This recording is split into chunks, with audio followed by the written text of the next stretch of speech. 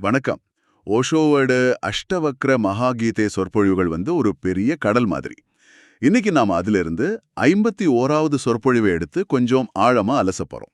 இதுல ஒரு மனுஷன் எப்படி முழுமையான திருப்தி நிலையை அடையறான், நம்ம வாழ்க்கையில வர்ற பிரச்சனைகளோட உண்மையான ஆணிவேர் என்ன, அப்புறம் விடுதலை அடைஞ்ச ஒருத்தரோட மனநிலை நிஜமாவே எப்படி இருக்கும்னு ஓஷோ சொல்றத பார்க்கலாம்.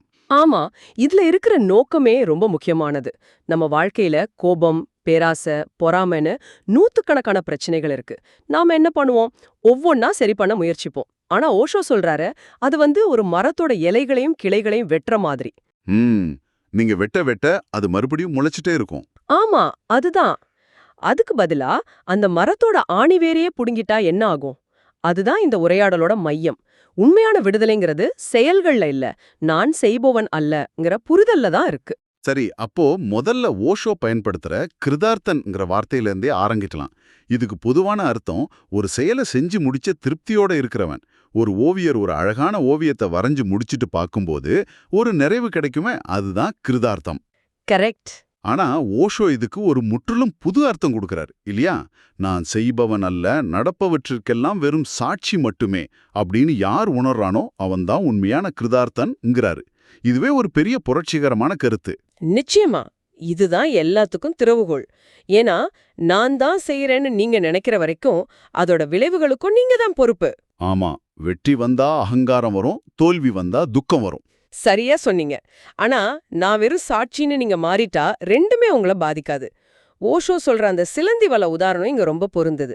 நம்ம பிரச்சனைகள் எல்லாமே ஆமா, அந்த சிலந்தி வலை. ஆமா, ஒன்னோட ஒண்ணு பிணைஞ்சிருக்கிற ஒரு சிலந்தி வலை மாதிரி. கோபம், காமம், பேராசை, அகங்காரம் எல்லாமே ஒரே வலையோட நூல்கள் தான். ஒரு நிமிஷம், நீங்க சொல்றது எனக்கு ஒரு கேள்வி எழுப்புது.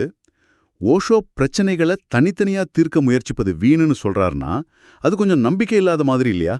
இப்போ எனக்கு கோபம் ஒரு பெரிய பிரச்சனையா இருந்தா நான் கோபத்தை கட்டுப்படுத்த பயிற்சி செய்ய வேண்டாமா? எதுவும் பண்ணாத வேர்ல தான் பிரச்சனைன்னு சொல்றது ஒரு விதமான தப்பித்தல் மாதிரி தெரியலையா?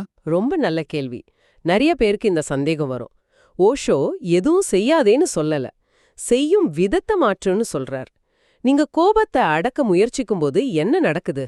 உங்க கவனம் முழுவதும் கோபத்தின் மேல இருக்கு. நீங்க கோபத்தோட சண்டை போடுறீங்க.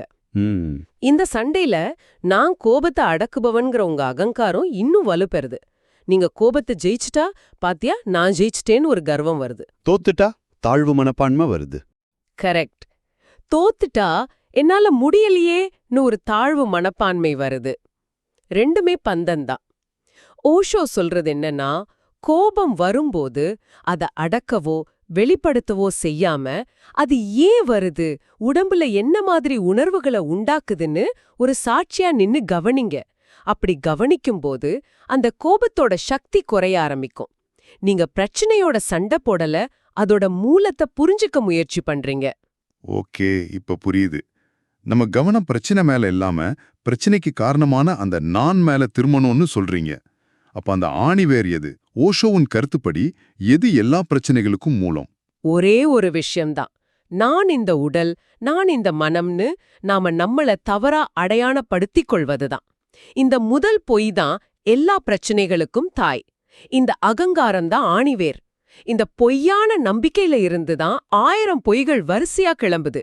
இதுக்கு ஓஷோ சொல்ற தீர்வு கலிதத்தி, அதாவது கரைந்து போன புத்தி. கரைந்து போன புத்தியா? கேட்கவே வித்தியாசமா இருக்கு. புத்திசாலித்தனமா இருக்கிறது நல்லது தானே. புத்தியை வச்சுதானே நம்ம பிரச்சனைகளை தீர்க்கிறோம். புத்தியே கரைஞ்சு போன அப்புறம் எப்படி வாழ்றது? இது புத்திக்கு எதிரா பேசுற மாதிரி இல்லையா? இல்ல, இது புத்திக்கு எதிரானதில்ல. புத்தியின் எல்லைகளை பற்றியது. ஓஷோ ஒரு அருமையான உதாரணம் கொடுக்கறாரு. நீங்க யோசிச்சு பாருங்க. உலகத்திலே மிகச்சிறந்த அறுவை சிகிச்சை நிபுணர் ஒருத்தர் இருக்கார். சரி. அவர் ஆயிரக்கணக்கான சிக்கலான அறுவை சிகிச்சைகளை வெற்றிகரமா செஞ்சிருக்காரு. ஆனா ஒரு நாள் அவரோட மனைவிக்கு ஒரு ஆபத்தான அறுவை சிகிச்சை செய்ய வேண்டிய நிலைமை வருது. அப்போ அவரோட கைகள் நடுங்க ஆரம்பிக்குது. ஏன்? ஓ, பற்று வந்துடுது. அகங்காரம் உள்ள வந்ததும் அவரோட புத்தி குழம்புது. அவரோட நிபுணத்துவம் வேலை செய்யல. இதுதான் நடக்குது. நம்ம புத்தி பந்தம் இல்லாத விஷயங்கள்ல நல்லா வேலை செய்யும். ஆனா இது என்னோட பிரச்சனைன்னு ஆனதும் அது சிக்கிக் கொள்ளுது. புரியுது. கலிதத்தினா முட்டாளாகிறதில்ல. அந்த பற்ற கரைச்சிட்டு ஒரு அறுவை சிகிச்சை நிபுணர் மாதிரி விலகி நின்னு நம்ம பிரச்சனைகளையே சாட்சியா பாக்குறது தான். அந்த அறுவை சிகிச்சை நிபுணர் உதாரணம் ரொம்ப சக்தி வாய்ந்தது.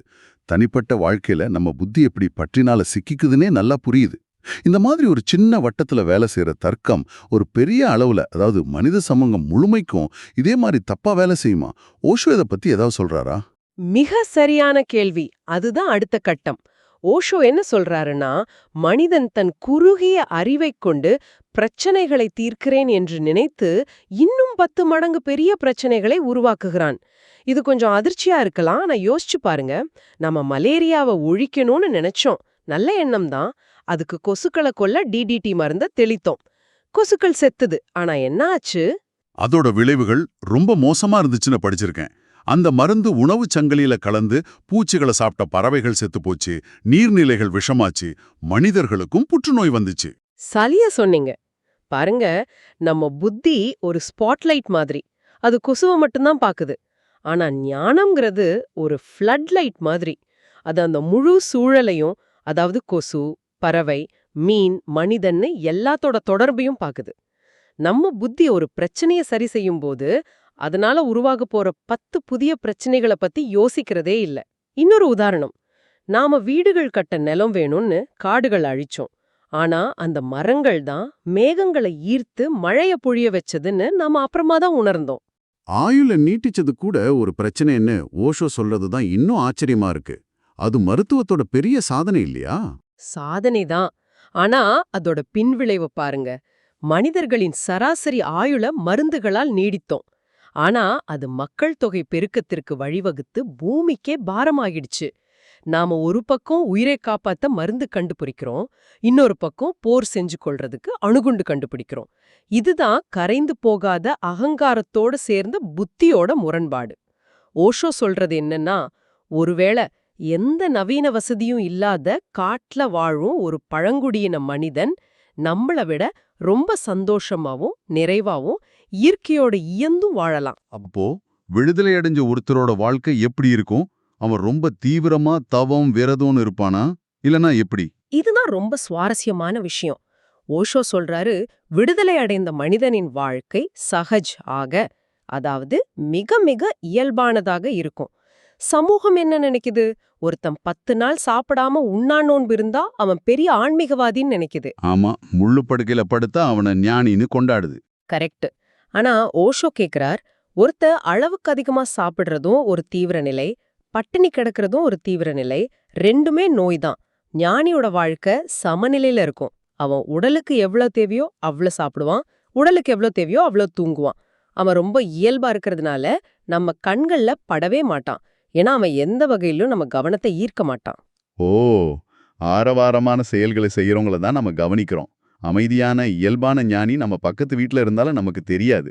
சரியா சொன்னீங்க. அப்ப அந்த ஞானிக்கு நான் ஞானம் அடைஞ்சிட்டேன் அப்படிங்கிற எண்ணம் இருக்குமா? ஏன்னா அது கூட ஒரு விதமான அகங்காரம் தானே. நான் மத்தவங்களோட உயர்ந்தவன் அப்படிங்கிற மாதிரி. மிக சரியான புள்ளி. அதுதான் விடுதலையோட அடுத்த இன்னும் ஆழமான நிலை. முதல்ல நான் பணக்காரன் நீ ஏழை, நான் படிச்சவன் நீ படிக்காதவன் அகங்காரம் இருந்துச்சு. அப்புறம் ஆன்மீக பாதையில வந்ததும் நான் தியானம் பண்றவன், நீ உலகவாதி, நான் ஞானி நீ அக்ஞானின்னு அகங்காரம் புதுசா ஒரு ரூபம் எடுக்குது. ஆமா. ஆனா உண்மையான ஞானத்துல இந்த நாங்கிறதே முழுசா கரைஞ்சு போயிடும். நான் ஞானம் அடைந்து விட்டேங்கிற எண்ணம் கூட மறைஞ்சிரும். அவனுக்கு ஒரு அக்ஞானிக்கும் தனக்கும் நடுவுல எந்த வேறுபாடும் தெரியாது. புத்தர்கிட்ட ஒருத்தர் கேட்டாராம், நீங்கள் ஞானம் அடைந்து விட்டீர்களான்னு. புத்தர் அமைதியா இருந்துட்டார். ஏன் அவர் பதில் சொல்லல? ஏன்னா அவர் ஆம்னு சொன்னா அங்கே நாங்கிற அகங்காரம் வந்துரும், இல்லைன்னு சொன்னா அது உண்மை இல்ல. அதனால அந்த கேள்விக்கே இடமில்லாத ஒரு நிலையில அவர் இருந்தார். அந்த அமைதிதான் உண்மையான பதில். இந்த நிலையத்தான் சூனிய திருஷ்டி அப்படின்னு சொல்றாங்க. சூனிய திருஷ்டினா வெறுமையான பார்வையா? அத கொஞ்சம் விளக்க முடியுமா? அதோட துரிய நிலைன்னு ஒன்னு சொல்றாங்களே, அதுக்கும் இதுக்கும் என்ன தொடர்பு? சூனிய திருஷ்டினா வெறுமையார பார்வை இல்ல, வண்ணங்கள் இல்லாத பார்வை. அதாவது எந்தவித முன்முடிவுகளும் விருப்புகளும் இல்லாம இருப்பத அப்படியே பார்க்கிற பார்வை. உங்க கண்கள் ஒரு சுத்தமான கண்ணாடி மாதிரி ஆயிடுது. நீங்க ஒருத்தரை பார்க்கும்போது அவர் நல்லவரா கெட்டவரா, நண்பரா, எதிரியா, உயர்ந்தவரா, தாழ்ந்தவராங்கிற எந்த லேபிளும் இல்லாம அவரை ஒரு தூய இருப்பாக மட்டும் பாக்குறீங்க. இதுதான் சூனிய திருஷ்டி. இந்த நிலை சாத்தியமாகிற இடம்தான் துரியம். ஓகே. நாம பொதுவா 3 நிலைகளை அனுபவிக்கிறோம். 1 விழிப்பு நிலை. இதுல உணர்வு இருக்கு, ஆனா அமைதி இல்ல, மனசு ஓடிட்டே இருக்கு. 2வது கனவு நிலை. இதுல உணர்வும் குழப்பமா இருக்கு, அமைதியும் இல்ல. 3வது ஆழ்ந்த உறக்க நிலை. இதுல முழுமையான அமைதி இருக்கு, ஆனா உணர்வு இல்ல. ஆமா, நமக்கு அமைதியா இருந்ததே தெரியாது. கரெக்ட். துரியம்ங்கிறது இந்த 3க்கும் அப்பாற்பட்ட 4வது நிலை. அதுல ஆழ்ந்த உறக்கத்தோட அமைதியும் விழிப்பு நிலையோட உணர்வும் ஒரு சேர இருக்கும். ஆனா அங்க அகங்காரங்கிற இருட்டுக்கு பதிலா விழிப்புணர்வுங்கிற ஒளி இருக்கும். அதுதான் நம்மளோட இயல்பான நிலைன்னு ஓஷோ சொல்றாரு. இந்த உரையாடலோட கடைசிக்கு வர்றோம். இறுதியா ஓஷோ ஒரு முரண்பாடான கருத்தை சொல்றார். ஞானி நீரசாக, அதாவது உலக விஷயங்கள்ல சுவை இல்லாதவனாக இருப்பான் என்கிறார். இது கேட்கறதுக்கு ரொம்ப எதிர்மறையா, ஒரு வறண்ட பாலைவனம் மாதிரி தோணுதே. வாழ்க்கையில சுவையே இல்லாம போனா அது ஒரு வாழ்க்கையா? இது ஒரு அழகான முரண்பாடு. நீங்க அப்படி கேக்குறது ரொம்ப இயல்பு. நீரஸ்னா அவனுக்கு எந்த சந்தோஷமும் இல்லைன்னு அர்த்தம் இல்ல.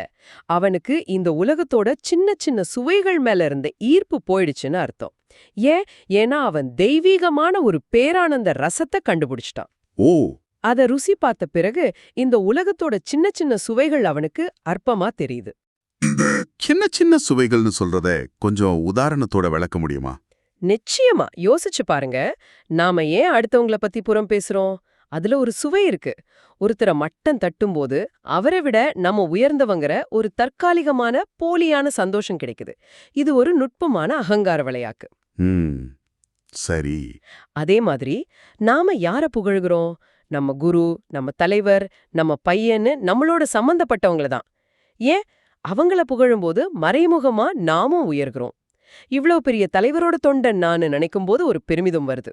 இதெல்லாம் சின்ன சின்ன போதை மாதிரி இருக்கிற சுவைகள். ஞானி இந்த எல்லா சுவைகளையும் எழுந்துடுறான். அப்போ இது ஒரு இழப்பு இல்லையா? இல்லவே இல்ல. இது ஒரு பட்டப்படிப்பு மாதிரி. உங்க கையில ஒரு பெரிய வைரம் கிடைச்சா நீங்க ரோட்ல கிடைக்கிற கூழாங்கற்களை சேகரிப்பீங்களா? மாட்டீங்க தானே? அந்த மாதிரி தான். அந்த பேரானந்தம்ங்கிற வைரத்தை கண்டுபிடிச்ச பிறகு புகழ்ச்சி, இகழ்ச்சி, அதிகாரம், பணங்கிற கூழாங்கற்கள் மேல இருந்த சுவை அவனுக்கு தானா போயிடுது. அதனால அவன் வறண்டு போகல, மாறாக அவன் பேரானந்தத்துல திளைக்கிறான். ரொம்ப ஆழமான விளக்கம். அப்போ ஓஷோவின் இந்த சொற்பொழிவு முழுக்க நாம பிரச்சனைகளோட மேற்பரப்புல போராடுறதை விட்டுட்டு அந்த பிரச்சனைகளை உருவாக்குற 4 ஆணிவேரை கவனிக்கணும்னு சொல்லுது. அந்த வேர் அறுபடும்போது நாம இயல்பான அமைதியான பேரானந்த நிலையை அடையிறோம். ஆனா ஒரு உண்மையான ஞானி தான் ஒரு ஞானின்னு சொல்லிக்கவே மாட்டானோ சொல்றீங்க. ஆமா, இதுதான் கடைசியில நாம உங்களோட சிந்தனைக்கு விட்டு செல்ல விரும்புகிற கேள்வி. சத்தியம், ஞானம், விடுதலைன்னு உரக்க பேசுற இந்த உலகத்துல எல்லாருமே தங்களை வழிகாட்டிகளா காட்டிக்கிற இந்த சூழல்ல உண்மையான ஞானத்தை எப்படி அடையாளம் காண்பது? ஒருவேளை உண்மையான ஞானம் ஆரவரமான கூற்றுகள்லயோ அதிசயங்கள்லயோ இல்லாம ஹோஷோ சொல்ற மாதிரி அந்த அமைதியான, இயல்பான, சமநிலையான வாழ்க்கையில தான் இருக்குமோ? அந்த அமைதியை வெளியில தேடாம உங்களுக்குள்ளேயே உணர முடியுமா? இது நீங்க யோசிச்சு பார்க்க வேண்டிய ஒரு கேள்வி.